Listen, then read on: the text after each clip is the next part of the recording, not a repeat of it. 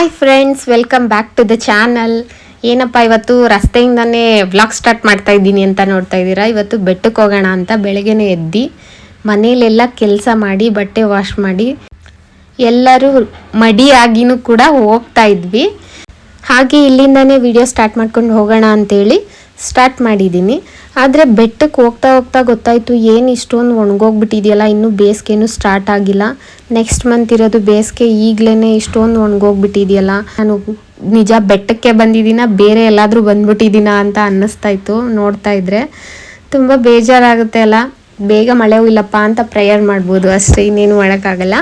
ಹಾಗೆ ಬೆಟ್ಟಕ್ಕೆ ಹೋಗೋರಿಗೆ ಒಂದೇ ಒಂದು ರಿಕ್ವೆಸ್ಟ್ ನನ್ನಿಂದ, ಏನಂದರೆ ಅದು ಸ್ಮೋಕ್ ಮಾಡ್ತೀರಲ್ಲ ಅದನ್ನು ಬಿಸಾಡಬೇಡಿ. ಅಲ್ಲೆಲ್ಲೂ ಒಂದೇ ಒಂದು ಕಡ್ಡಿ ಹತ್ಕೊಂಡ್ಬಿಟ್ರೂ ಫುಲ್ಲು ಬೆಟ್ಟ ಎಲ್ಲ ನಾಶ ಆಗೋಗ್ಬಿಡುತ್ತೆ.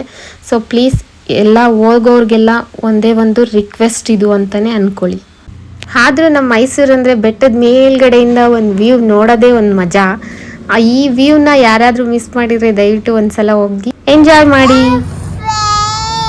ನಾವಿವತ್ತು ಬಂದಿದ್ದೀವಿ ಚಾಮುಂಡಿ ಹಿಲ್ಸ್. ಯಾವುದೇ ಎಲ್ಲಿಗೆ ಮಗನ? ಚಾಮುಂಡಿ ಬೆಟ್ಟ. ಚಾಮುಂಡಿ ಬೆಟ್ಟ ಕಳಿಸ್ತಾ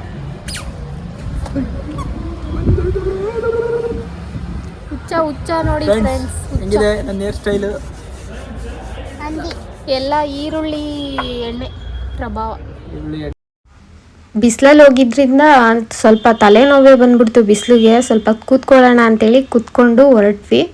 ದೇವಸ್ಥಾನಕ್ಕೆ ಹೋಗೋಣ ಅಂತ ಮಡಿಯಿಂದ ಬಂದು ದೇವಸ್ಥಾನದ ಹತ್ರ ನೋಡಿದ್ರೆ ಎಷ್ಟು ಜನ ಇದ್ರು ಅಂದರೆ ಇಲ್ಲಿವರೆಗೂ ನಿಂತಿದ್ದಾರೆ.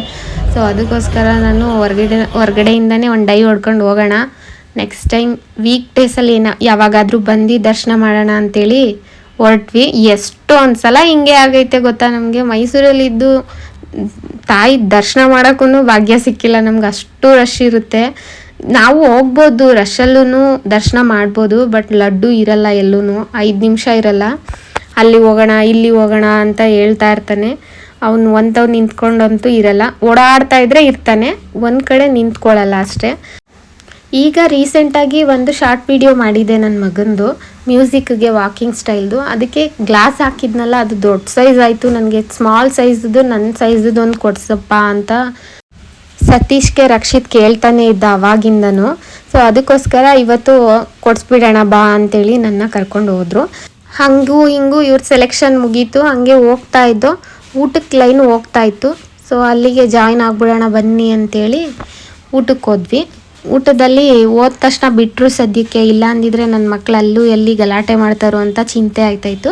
ಹಾಗೆ ತಕ್ಷಣ ಹೋದ್ವಿ ಒಳಗಡೆ.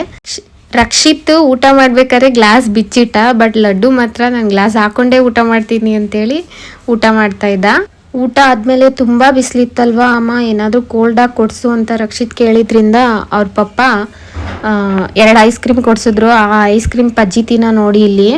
ನಮ್ಮ ಲಡ್ಡು ಅಷ್ಟು ಸ್ವೀಟ್ ಇಷ್ಟಪಡಲ್ಲ, ಆದರೆ ಐಸ್ ಕ್ರೀಮ್ ಅಂದರೆ ಮಕ್ಕಳು ಎಲ್ಲರೂ ಇಷ್ಟಪಡ್ತಾರಲ್ವ.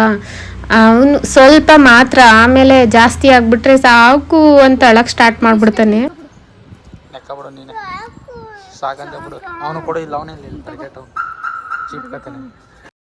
ರಕ್ಷಿತ್ಗೆ ಮಾತ್ರ ಐಸ್ ಕ್ರೀಮ್ ತುಂಬ ಇಷ್ಟ.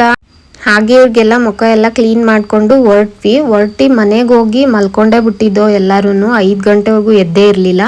5 ಗಂಟೆಗೆ ಎದ್ದು ಫಿಶ್ ಮಾರ್ಕೆಟ್ಗೆ ಹೋಗಿದ್ರು ನಮ್ಮ ಸತೀಶ್ ಅವರು.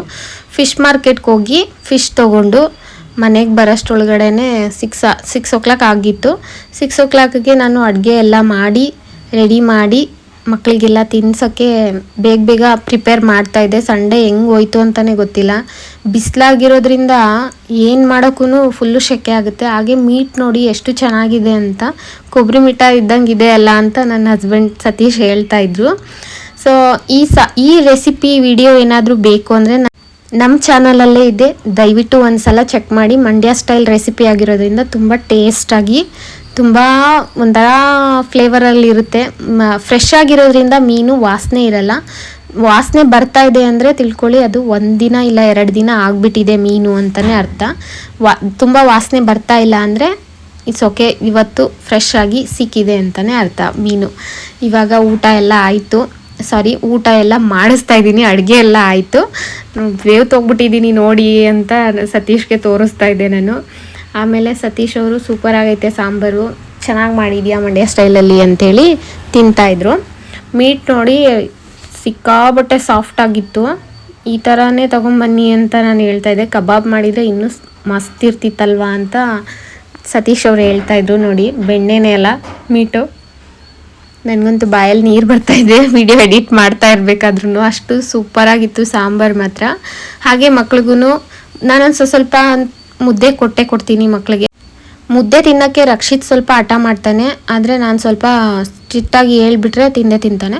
ಆಮೇಲೆ ಲಡ್ಡೂನು ಅಷ್ಟೇ, ಅವನೇನು ಹಠ ಮಾಡಲ್ಲ ತಿನ್ನೋದಕ್ಕೆ, ಚೆನ್ನಾಗೆಲ್ಲ ತಿಂದು ಮಕ್ಳಿಗೂ ಎಲ್ಲ ತಿನ್ನಿಸಿ ನಾನು ತಿಂದು ಹೊರಗಡೆ ಕಸ ಗುಡಿಸ್ಬಿಡೋಣ ಅಂತೇಳಿ ಬಂದೆ.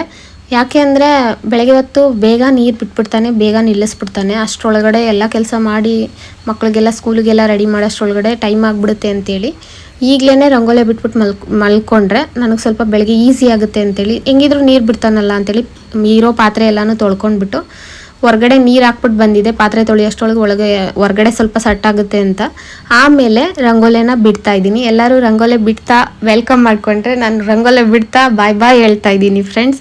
ದಯವಿಟ್ಟು ಬೇಜಾರು ಮಾಡ್ಕೋಬೇಡಿ. ನೆಕ್ಸ್ಟ್ ವಿಡಿಯೋದಲ್ಲಿ ಮತ್ತೆ ಸಿಗೋಣ. ಹಾಗೆ ಯಾರೆಲ್ಲ ನಮ್ಮ ಚಾನಲ್ನ ಸಬ್ಸ್ಕ್ರೈಬ್ ಮಾಡದೆ ನೋಡ್ತಾ ಇದ್ದೀರಾ ದಯವಿಟ್ಟು ಸಬ್ಸ್ಕ್ರೈಬ್ ಮಾಡಿ, ಲೈಕ್ ಮಾಡಿ, ಶೇರ್ ಮಾಡಿ, ಕಮೆಂಟ್ ಮಾಡಿ. ತಪ್ಪದೇ ನಮ್ಮ ಚಾನಲ್ನ ವಿಸಿಟ್ ಮಾಡಿ, ಏನೇನು ವೀಡಿಯೋಸ್ ಇದೆ ಅಂತ ಚೆಕ್ ಮಾಡಿ ಕಮೆಂಟ್ ಮಾಡಿ ಫ್ರೆಂಡ್ಸ್. ಓಕೆ, ವಿಡಿಯೋ ನೋಡಿದ್ದಕ್ಕೆ ಧನ್ಯವಾದಗಳು. ಯಾರಿಗೆಲ್ಲ ಈ ವಿಡಿಯೋ ಇಷ್ಟ ಆಯಿತು ದಯವಿಟ್ಟು ಏನು ಇಷ್ಟ ಆಯಿತು ಅಂತನಾದರೂ ಕಮೆಂಟ್ ಮಾಡಿ. ಹಾಗೆ ಮಕ್ಳಿಗೆ ಊಟ ಆಗಿರೋದ್ರಿಂದ ಒಂದು ಒಳ್ಳೆ ವಾಕ್ ಮಾಡಲಿ ಅಂತೇಳಿ ನಾನು ರಂಗೋಲೆ ಬಿಡಬೇಕಾದ್ರೆಲ್ಲ ಓಡಾಡ್ತಾ ಇರ್ತಾರೆ. ನನ್ನ ಮಗ ಮಾತ್ರ ವೀಡಿಯೋ ಮಾಡ್ಕೊಡ್ತೀನಮ್ಮ ಅಂತೇಳಿ ವೀಡಿಯೋ ಮಾಡ್ತಾಯಿದ್ದ ಮೊದಲನೇವನು. ಸೊ ಎರಡನೇವನು ಓಡಾಡ್ತಾ ಇರ್ತಾನೆ, ವಾಕ್ ಮಾಡಿಕೊಂಡು ಡಿಸ್ಟರ್ಬ್ ಮಾಡ್ತಾ ಇರ್ತಾನೆ. ಸೊ ಅದಕ್ಕೋಸ್ಕರ ನಾನು ವೀಡಿಯೋಗೆ ವಾಯ್ಸ್ ಓವರ್ ಕೊಡ್ತಾ ಇದ್ದೀನಿ, ರಿಯಲ್ ವಾಯ್ಸ್ ಹಾಕಿಲ್ಲ. ಸೊ ಓಕೆ ಫ್ರೆಂಡ್ಸ್, ವಿಡಿಯೋ ನೋಡಿದ್ದಕ್ಕೆ ಧನ್ಯವಾದಗಳು. ಬಾಯ್.